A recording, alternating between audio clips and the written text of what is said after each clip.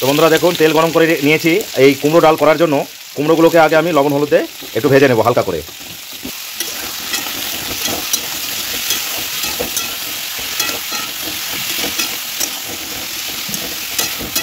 তো বন্ধুরা এই যে আমি কুমড়ো ভেজে নিচ্ছি, এই কুমড়ো কিন্তু আমি মাসকলাই ডালে দেবো। তো এখানে ভাজা হচ্ছে, আর তার সঙ্গে দেখুন এখানে আমি এই যে মাসকলাই ডালটা গরম করে নিচ্ছি। এটা সেদ্ধ হয়ে গেছে, প্রেসার কুকারে দিয়েছিলাম। তো এটা হালকা এখন গরম করে নেব, যেহেতু এটা সম্বরাতে পড়বে। তার আগে এই মাসকলাই ডালটা ভালোভাবে একটু গরম করে নিতে হবে। তো বন্ধুরা দেখুন এই যে আমার কুমড়োগুলো বেশ ভালোভাবে ভেজে নেওয়া হয়ে গেছে। এখন এখানে আমার ডাল গরমও মোটামুটি হয়ে গেছে। তো এখানে আমি দিয়ে দেবো।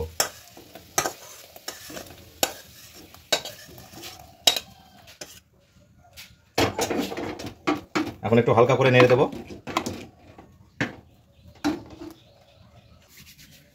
তো বন্ধুরা এই কুমড়ো ডাল আমার গরম হয়ে গেছে, ভালোভাবে গরম করে নিয়েছি। এখন আমি এটাতে তড়কা লাগাবো, মানে ফোড়ন দেবো। তো তার জন্য যে সরষের তেল নিয়েছি, কড়াই গরম হয়ে গেছে, পরিমাণ মতো দিয়ে দিলাম। তেলটা আর একটু গরম করে নেব। তেল গরম হয়ে গেছে, এখন এই যে ফোড়নের জন্য আমি 5 ফোড়ন নিয়েছি, 2টো শুকনো লঙ্কা আর তেজপাতা দিয়ে দেবো। এখানে আদা জিরা পেস্ট রয়েছে, এটাও দিয়ে দেবো।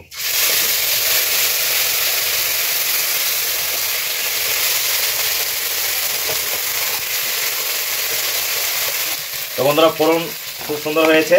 এখন আমি ডালটা ঘেটে নিয়ে দিয়ে দেবো এই মাসকলাই দিয়ে কুমড়ো।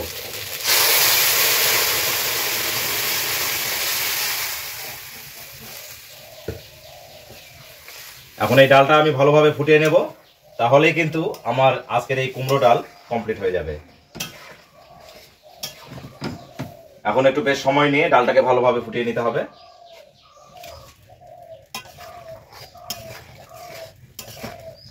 বন্ধুরা ডাল আমার খুব সুন্দর ফুটে গেছে। এখন আমি স্বাদ অনুসারে লবণ দেবো। প্রথমে 1 চামচ দিয়েছি, এখন আবার 1 চামচ দিলাম। তো বন্ধুরা আজকের আমার এই যে কুমড়ো ডাল, এটা কিন্তু কমপ্লিট হয়ে গেছে। এখন আমি ঢেলে নেব, এই পাত্রে ঢেলে নেব।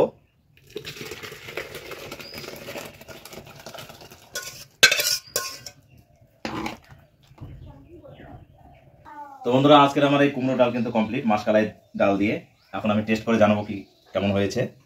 তো দেখুন আমি এখানে করলা ভাজা নিয়েছি আর একটা 5 মিশালি সবজি। তো সবার প্রথমে আমি ডালটা আগে টেস্ট করি কেমন হয়েছে।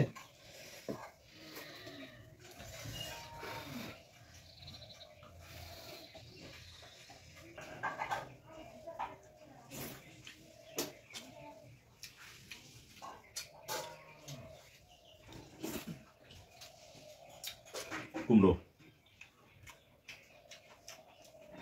দারুণ সেদ্ধ হয়েছে বন্ধুরা, আর মাসকলাই ডালের সঙ্গে একদম পুরো জমে গেছে।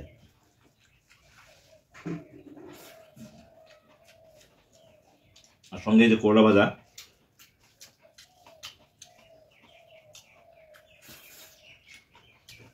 অসাধারণ কম্বিনেশন। এরকম করলা ভাজা আর এরকম কুমড়ো ডাল হলে আর কিছু লাগবে না, দারুণ খাওয়া হবে। তো বন্ধুরা আপনারাও বাড়িতে এইভাবে কুমড়ো ডাল করে নেবেন আর খেয়ে দেখবেন, অসাধারণ লাগে। তো বন্ধুরা সকলে ভালো থাকবেন।